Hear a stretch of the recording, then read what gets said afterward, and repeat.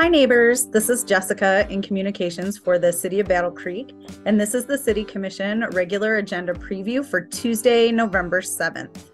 If you're new to these preview videos or you need a reminder about the different parts of our agendas, check out the link to our introduction video down in the description box. You can follow along with the agenda on our website, battlecreekmi.gov. Visit the Your Government tab, Mayor and City Commission, then Agendas, Minutes, and Videos. Click under Online Agenda for the date of the agenda you want to see. The regular City Commission meeting starts at 7 p.m. in the Commission chambers at City Hall, which is up on the 3rd floor. And this is a big agenda, so let's get to it. The Commission will present 2 proclamations. One is for General Aviation Appreciation Month in November, and we celebrate the city's Battle Creek Executive Airport. The second is for Small Business Saturday, and that takes place the Saturday after Thanksgiving. This year, that's November 25th. We encourage neighbors to check out the many wonderful small businesses in our community on that day and every day. The Commission will hear 2 presentations. The first is Timely with Aviation Appreciation. The Commission will hear a staff report from Philip Kroll, our Aviation Director at the Battle Creek Executive Airport. And the second is the quarterly presentation of interim financial statements from our Revenue Services Director, Aaron Kuhn. This is when he gives the Commission a budget update. The Commission will consider one ordinance introduction, and if they choose to approve it, the ordinance will come back on a future Commission agenda for a final vote. Ordinance 17/2023 would consider amending the city's property tax law to provide a tax exemption specifically for workforce housing projects. If this is put in place, then individual projects for workforce housing, payment in lieu of taxes projects, which we often call pilots, can be considered by the Commission. The Commission will consider 3 ordinance adoptions, and the Commission approved introducing all 3 of these at the October 17th regular meeting. So this is the final vote on all of them. Ordinance 14/2023 proposes removing an ordinance the Commission approved in September 2022. That ordinance created a tax exemption with a payment in lieu of taxes, again, often called a pilot, for Blue Light 4 redevelopment project at the former Kmart site at Dickman Road and Capitol Avenue. A pilot is basically a tax exemption for a housing development. A big part of the financing for the proposed development relied on low-income housing tax credits from the state of Michigan, but unfortunately the developer did not receive that financing. They have a new plan for financing the project, and the ordinance approved last year is no longer needed. So this ordinance introduction would repeal it. Ordinance 15/2023 is related. It updates the city ordinance with the terms of the tax exemption for the restructured plans for the Blue Light redevelopment project. The Hollander Group developer has put together the new financing plan that includes 1 project and 1 pilot ordinance, or again, tax exemption. The project is proposed now in multiple phases. The first will include an affordable housing residential development, which includes workforce housing, an early childhood center, and a community center. And third, Ordinance 16/2023 is another pilot, or again, tax exemption for a housing development. It's for the Northern Pines Apartments project, which proposes building a permanent supportive housing community with 62 units. It would combine that housing with voluntary support services that help people experiencing homelessness. And this is a project of developer Upholdings. Next, we have the consent agenda for November 7th. It includes minutes from a previous meeting, the city manager's report for the evening, the ambulance report for September, and resolutions 273 to 277. And here's a rundown of what those will consider. 273 considers adopting the City Commission meeting schedule for 2023 and 24. The resolution proposes continuing the current schedule, which has meetings the 1st and 3rd Tuesdays of each month, starting at 7 p.m. 274 considers appointing and renewing members to Neighborhood Planning Council 3, the Central MPC. 275 considers approving a grant agreement with the state for the city to receive a $27,851 Emergency Management Performance Grant. And this program helps fund our emergency manager, who is currently Jared Hall within the police department.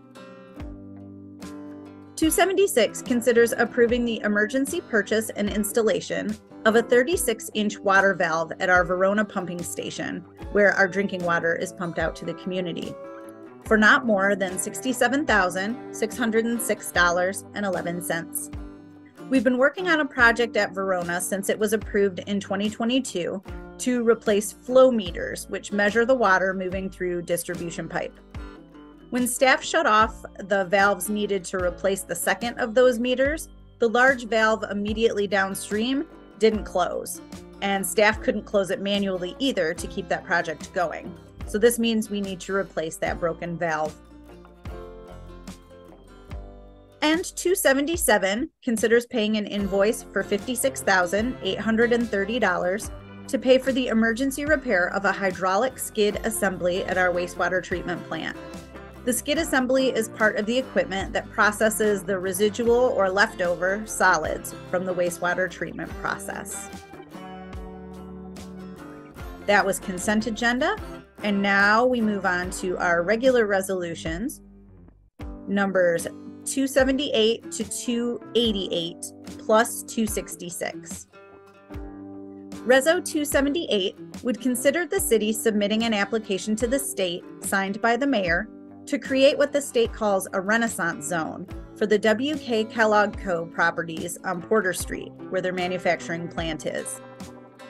The Renaissance Zone is a state act that can be used to encourage economic development in communities and to help create and retain jobs.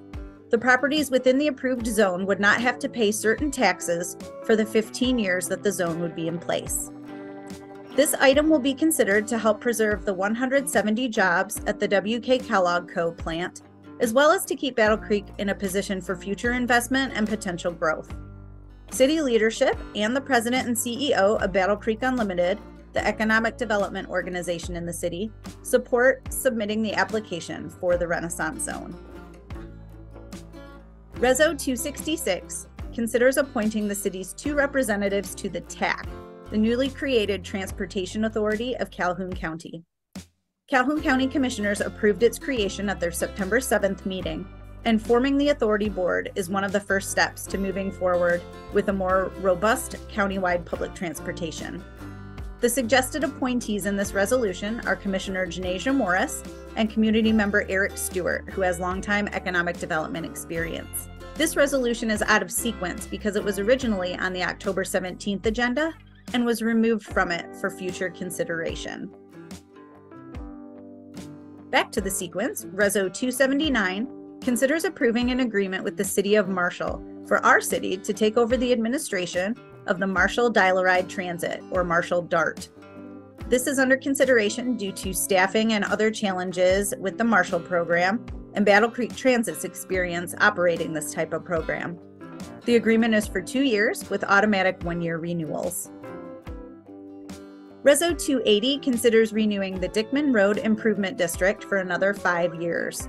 The Dickman bid was created in 2000 in an effort to protect the investments of the 7 car dealerships along Dickman Road by addressing the look of the corridor and marketing it as a corridor. The bid has been renewed every 3 or 5 years since it was created.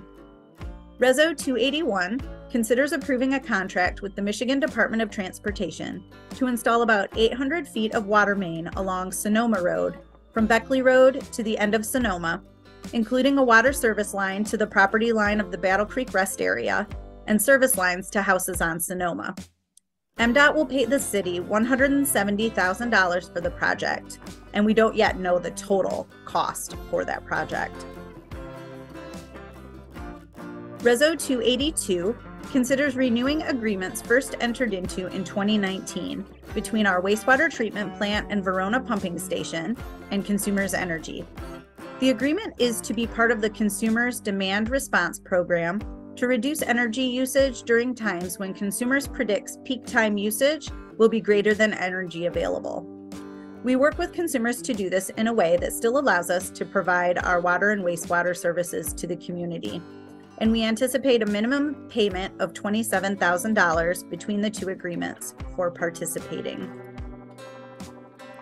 Reso 283 considers approving the city continuing an 80-20 option for using public funds toward the cost of city employee medical insurance in 2024. And this is an option we've been using, and it is allowed by State Public Act 152 of 2011. Reso 284 considers renewing self-funded healthcare plans with Blue Cross Blue Shield of Michigan and Blue Care Network for city employees for the year 2024. The estimated cost is $8,783,390, not including employee premiums. Reso 285 considers renewing the city's dental insurance plan with Delta Dental for employees in 2024 at an estimated cost of $411,882. Reso 286 considers adding community action as a subrecipient for our existing $3 million contract with the U.S. Department of Housing and Urban Development to rehabilitate homes to prevent and stop children becoming poisoned from lead-based paint. The city does this work inside city limits, and Community Action will do this work outside of the city in other parts of Calhoun County. Neighborhoods, Inc. was our previous subrecipient that helped with this work, and that agreement ended in July. Related to that, Reso 287 considers authorizing a $1.8 million lead abatement grant and $80,000 for the Healthy Homes Supplemental, which will fund the work to reduce the number of children who are impacted by lead poisoning. The city will do 25 lead abatement projects within city limits, and Community Action will do 15 projects in other parts of Calhoun County. You can check out the agenda item for more information and goals of this project to protect our community. And again, this has to do with removing lead-based paint from homes in our community. And finally, Reso 288 considers accepting the proposal of best value for enterprise resource planning software from Tyler Technologies, Inc. And the 7-year cost of that is estimated at about $2.3 million. ERP software helps run our core daily operations like accounting and purchasing and human resources and other functions of the city. We've used our current software since 2009, and it is no longer supported by updates. So this is the new solution that we are working on. And that is everything on the agenda for November 7th and our regular City Commission meeting. For more information and to see more detail and documents related to each of these agenda items, please check it out online or get a paper copy in the City Clerk's office at City Hall. Thanks for joining me for this City Commission agenda preview for November 7th, 2023. Watch the City Commission meeting live or as replays on the City of Battle Creek, Michigan YouTube channel and get connected with your City of Battle Creek.